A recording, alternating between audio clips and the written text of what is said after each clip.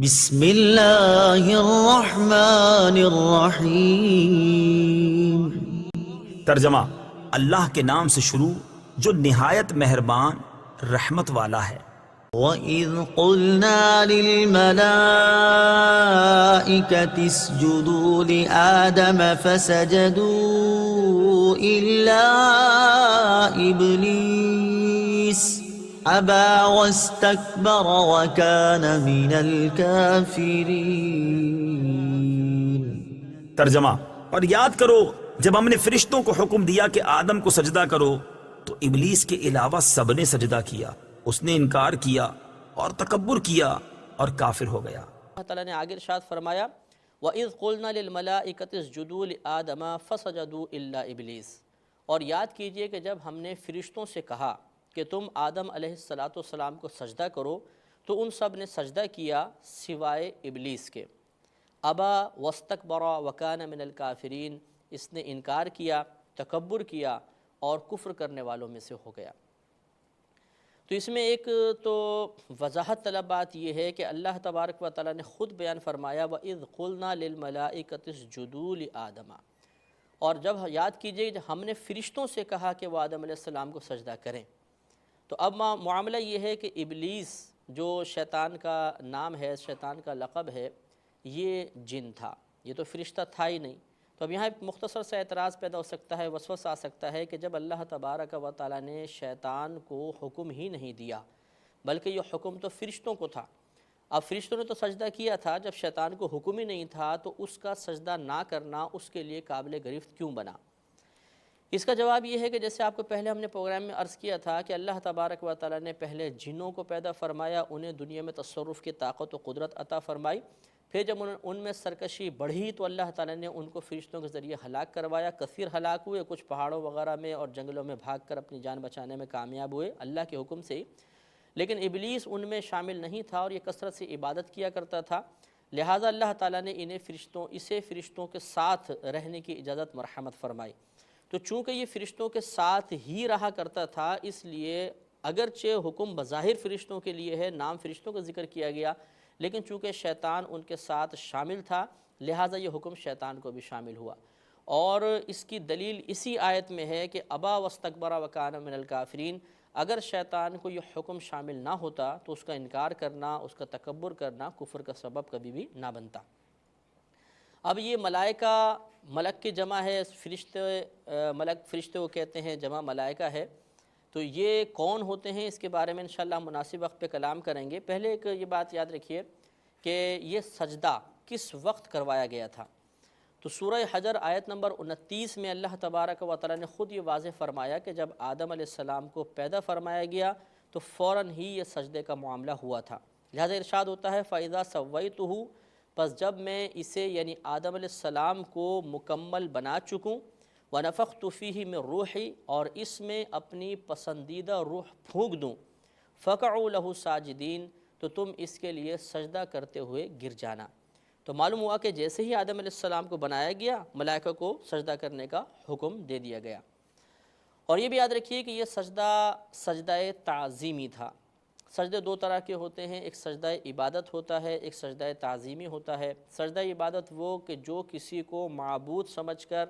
عبادت کے لائق سمجھ کر سجدہ کیا جائے، اور سجدہ تعظیمی وہ ہوتا ہے کہ جو سامنے والے کو قابل تعظیم سمجھتے ہوئے سجدہ کیا جائے۔ تو یہاں پر اللہ تبارک و تعالیٰ نے چونکہ آدم علیہ السلام کی عظمت کو ظاہر کرنا تھا، آپ کی تعظیم کروانا مقصود تھا، لہٰذا فرشتوں کو سجدے کا حکم دیا، اور یہ سجدہ سجدہ تعظیمی ہے۔ پہلی امتوں میں سجدہ تعظیمی جائز تھا، ہماری اس امت میں سجدہ تعظیمی حرام ہے، کفر نہیں ہوتا لیکن حرام ہے، اور اس پہ انشاءاللہ تفصیلی کلام اگلی آیات میں عرض کیا جائے گا۔ اور آگے اللہ نے ارشاد فرمایا کہ ابلیس نے سجدہ نہیں کیا۔ ابلیس جیسے آپ کو بتایا کہ یہ شیطان کا لقب ہے اور یہ جن تھا، سورہ کہف آیت نمبر 50 میں خود اللہ تعالیٰ نے ارشاد فرمایا فَسَجَدُوا إِلَّا إِبْلِيسَ كَانَ مِنَ الْجِنِّ فَفَسَقَ عَنْ أَمْرِ رَبِّهِ، کہ ان فرشتوں نے سجدہ کیا سوائے ابلیس کے، اور یہ ابلیس جن تھا تو اس نے اپنے رب کے حکم کی نافرمانی کی۔ اب یہاں پر غور طلب مزید ایک بات یہ ہے کہ شیطان نے جو انکار کیا تھا وہ کس وجہ سے کیا تھا؟ اللہ تعالیٰ نے خود بیان فرما دیا کہ ابا، اس نے انکار کیا، واستکبرا، اور اس نے تکبر کیا، وکان من الکافرین، وہ کفر کرنے والوں میں سے ہو گیا۔ اس کا مطلب یہ ہوا کہ تکبر ایک ایسا وصف ہے جو بسا اوقات انسان کو کفر میں بھی مبتلا کر دیتا ہے،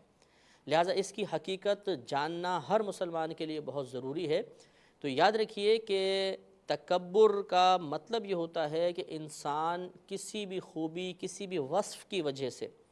اپنے آپ کو دوسروں سے اعلیٰ اور دوسروں کو اپنے سے کمتر تصور کرے، اس کا نام تکبر ہوتا ہے۔ اگر ہم صرف اپنے آپ کو اعلیٰ اور افضل سمجھیں، دوسرے کو ہم حقارت کی نگاہ سے نہیں دیکھ رہے، خود سے کمتر نہیں سمجھ رہے، تو اس کا نام غرور ہوتا ہے، کبھی عجب و خود پسندی بھی کہتے ہیں۔ لیکن اگر یہ دو چیزیں شامل ہو جائیں، ایک اپنے آپ کو افضل اور اعلیٰ سمجھنا، اور دوسرا سامنے والے کو خود سے کمتر اور ادنا تصور کرنا، تو اس کا نام تکبر ہوتا ہے، اور یہ تکبر کرنا بہت برا وصف ہے، اور اس نے شیطان کو کفر میں مبتلا کروایا۔ یہاں پہ مختصراً ایک بات اور یاد رکھیے کہ تکبر کی دو قسمیں ہوتی ہیں۔ ایک تکبر ایسا ہوتا ہے جو کفر ہے، ایک تکبر ایسا ہوتا ہے جو کفر تو نہیں لیکن حرام اور گناہ کبیرہ ہے۔ اگر کوئی تکبر اللہ تبارک و تعالی یا اس کے رسول کریم صلی اللہ علیہ وسلم یا دیگر انبیاء علیہم السلام کے مقابلے میں ہو تو یہ تکبر کفر ہوتا ہے۔ جیسے فرعون نے اللہ کے مقابلے میں تکبر کیا، اس نے کہا تھا انا ربکم الاعلی، میں تمہارا اعلیٰ رب ہوں، اور کفار و مشرکین نے نبی کریم صلی اللہ علیہ وسلم کے مقابلے میں تکبر کیا، یا اس شیطان نے آدم علیہ السلام کے مقابلے میں تکبر کیا، تو یہ بھی کفر ہوتا ہے۔ اور ایک تکبر ہوتا ہے جو عام مسلمان ہیں ان کے مقابلے میں تکبر کرنا، یا ان کو سامنے رکھتے ہوئے تکبر اختیار کرنا، یعنی اپنے آپ کو ان سے افضل اور اعلیٰ تصور کرنا، انہیں کمتر اور حقیر جاننا، یہ حرام اور گناہ کبیرہ ہے۔ تو لہٰذا ہر قسم کے تکبر سے بچنے کی ہمیں کوشش کرنی چاہیے۔ اور یہاں پر ایک اور وضاحت طلب بات بہت ضروری ہے، ایک سوال بھی آپ اس کو کہہ سکتے ہیں، کہ سوال یہ ہے کہ وہاں پر تمام فرشتے تھے، صرف ایک یہ شیطان موجود تھا، اور ابھی یہ شیطان اللہ تبارک و تعالیٰ کی نافرمانی کی جانب مائل بھی نہیں ہوا تھا، یہ تو عبادت گزار تھا۔ تو آخر کس چیز نے شیطان کے قلب میں تکبر بیدار کیا اور اسے اللہ تبارک و تعالیٰ کی نافرمانی پر ابھارا؟ اس کا جواب یہ ہے کہ وہ شیطان کا نفس تھا۔ نفس ایک ایسی، آسان الفاظ میں عرض کرتا ہوں کہ نفس ایک ایسی باطنی قوت کا نام ہے کہ جو ہمیں برائی کی دعوت دیتی ہے، برائی کی طرف لے کر جاتی ہے، اللہ کی نافرمانی کی طرف لے کر جاتی ہے۔ تو اس وقت کوئی دوسرا شیطان نہیں تھا جو شیطان کو بہکاتا، بلکہ اس کے نفس نے اس میں تکبر بیدار کیا، اسے تکبر میں مبتلا کیا اور ہلاک کر دیا۔ اس سے یہ معلوم ہوا کہ جہاں شیطان سے بچنے کے لیے عملی اقدامات کرنا ہم پر ضروری ہیں، لازم ہے، وہیں پر نفس سے بچنے کے لیے کوشش کرنا، نفس کی چالوں کو سمجھنے کے لیے تدابیر اختیار کرنا بھی بہت ضروری ہے، کہ شیطان بہت خطرناک ہے، لیکن نفس اس سے زیادہ خطرناک ہے، کہ جس نے خود شیطان کے ایمان کو برباد کروا دیا، یقیناً وہ زیادہ خطرناک ہوگا۔ لہٰذا اس کے لیے ہمیں کوشش کرنی چاہیے کہ نفس کی معرفت حاصل کریں اور نفس کو زیر کرنے کے طریقے سیکھیں، اور انشاءاللہ اگلی آیات میں جب آگے چل کر نفس کے بارے میں کلام ہوگا تو وہاں پر ان تمام چیزوں کے بارے میں بھی انشاءاللہ تفصیلی بات کی جائے گی۔ اب ایک وجہ یہ ایک مزید وضاحت طلب یہاں پر بات ہے کہ شیطان نے تکبر کیوں کیا تھا۔ ایک تو اس کا سبب تھا کہ نفس، دوسرا تکبر کی کوئی نہ کوئی وصف ہوگا، کوئی ایسی خوبی تھی جس کو سامنے رکھ کر اس نے تکبر کیا۔ اس کے لیے اللہ تبارک و تعالیٰ خود سورہ صاد میں آیت نمبر 74 اور 75 میں ارشاد فرماتا ہے، قال یا ابلیس ما منعک ان تسجد لما خلقت بیدی۔ اللہ تبارک و تعالیٰ نے ابلیس سے کہا کہ اے ابلیس، کس چیز نے تجھے منع کیا اسے سجدہ کرنے سے جسے خود میں نے اپنے دست قدرت سے بنایا ہے؟ استکبرت ام کنت من العالین، کیا تو نے ابھی تکبر کیا یا تو پہلے ہی تکبر کرنے والوں میں سے تھا؟ قال، تو اب اس نے وجہ بیان کی، اس نے کہا انا خیر منہم، میں اس سے بہتر ہوں، خلقتنی من نار وخلقتہ من طین، تو نے